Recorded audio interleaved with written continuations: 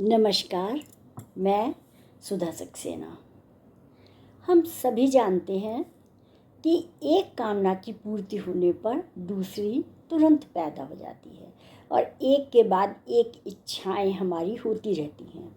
लेकिन आवश्यक नहीं है कि हर कामना पूरी हो, बल्कि कभी कभी एकदम जो हम सोचते हैं उसके विपरीत हो जाता है। ऐसे में हमें संतोष करना पड़ता है और जितना हमें मिलता है हमें उसी में संतुष्ट रहना पड़ता है। आइए आज संतोष पर ही कुछ चर्चा करते हैं। चाणक्य ने कहा कि शांति के समान कोई तप नहीं, संतोष से बढ़कर कोई धर्म नहीं। सभी सुख चाहते हैं, लेकिन सुख उसी को मिलता है जिसे संतोष करना आता है। संतोष क्या है? संतोष का अभिप्राय है इच्छाओं का त्याग। जीवन के साथ इच्छाएं, कामनाएं और आकांक्षाएं सदैव रहती ही हैं, लेकिन यह भी सत्य है कि सुखी जीवन के लिए हमारी इच्छा शक्ति पर कहीं तो विराम होना ही चाहिए, क्योंकि हर इच्छा तो हमारी पूरी नहीं होती है। इच्छा के वेग में विराम को ही संतोष की संज्ञा हम दे सकते हैं। संतोष मन की वह वृत्ति या वह अवस्था है जिसमें मनुष्य पूर्ण तृप्ति या प्रसन्नता का अनुभव करता है, अर्थात इच्छा रह ही नहीं जाती। यदि हमारी इच्छा पूर्ण न हो और हम दुखी रहते हैं तो वह संतोष नहीं है। संतोष वह है कि हमारी कामनाएं हो ही नहीं, कहीं पर विराम लग जाए कि अब जो कुछ है हमारे पास वो पर्याप्त है, इससे ज़्यादा हमें नहीं चाहिए।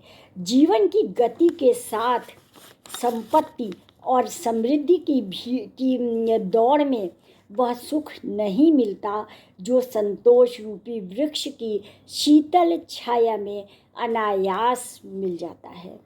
हम प्रयत्न और परिश्रम के फलस्वरूप प्राप्त होने वाली प्रसन्नता पर संतोष करना सीखें, अर्थात कि हम जितना कर्म करते हैं, जिस भाव से कर्म करते हैं उसके अनुरूप ही हमें फल मिलता है। तो हमें उसमें ही संतोष करना चाहिए, खुश रहना चाहिए कि हमारा प्रयत्न उतना ही था। निष्काम कर्म योग, इच्छाओं का दमन, लोभ का त्याग या इंद्रियों पर अधिकार, यह सभी उपदेश संतोष की ओर ले जाने वाली सीढ़ी ही तो है, सोपान ही तो है। अर्थात ये जो निष्काम कर्म और निष्काम कर्म योग है, इच्छाओं का दमन है, या हमें उसी में कि जो हमें मिला है वो पर्याप्त है, ऐसा सोचना ही तो हमारे संतोष की सीढ़ियाँ हैं। भारतीय संस्कृति संतोष पर ही आधारित है।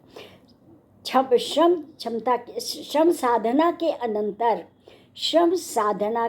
अनंतर जिसके मस्तिष्क में संतोष आसमाया है, उसने राज्य और राजमुकुट का वैभव प्राप्त कर लिया।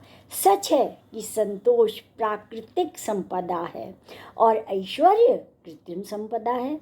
संतोष का आदर्श यही है कि हम अपनी कामनाओं को सीमित रखकर सरल और ईमानदारी से भरा हुआ श्रम करें और फल की चिंता न करते हुए उसे परमात्मा और परिस्थितियों पर छोड़ दें। प्रत्येक मानव में समाज के लिए उपयोगी बनने का भाव होना चाहिए। उपयोगिता में हृदय को सरस बनाने की अपार शक्ति है और समाज के अनेक जीवों के लिए उपयोगी बनकर ही हम सहज में समस्त चिंताओं को निष्कासित कर सकते हैं। अर्थात कि अगर हम दूसरों के लिए सोचेंगे, दूसरों के हित में भी काम करेंगे, तो निश्चित रूप से हम सहज रूप से अपनी चिंताओं से मुक्त हो जाएंगे। हमें इस तथ्य का भली प्रकार बोध होना चाहिए कि सुखी होने का भाव है दूसरों को सुखी बनाना। आत्मा में सुख सौंदर्य की विपुल वर्षा के लिए संतोष एक सजीव मेघ के समान है, अर्थात कि दूसरों को सुखी बनाने के लिए हमें अपनी बहुत सारी इच्छाओं को त्याग करना पड़ता है, इच्छाओं को छोड़ना पड़ता है। आत्मा में सुख सौंदर्य की विपुल वर्षा के लिए जो संतोष है वह एक सजीला मेघ है। सुख और संतोष साथ साथ चलते हैं। संतोष मूल है और सुख उसका फल है, या फिर संतोष मेघ है और सुख उससे बरसने वाला जल है। संतोष सुख का सबसे बड़ा साधन है जो मस्तिष्क के झुकाव पर निर्भर करता है। यदि मन से सुख मान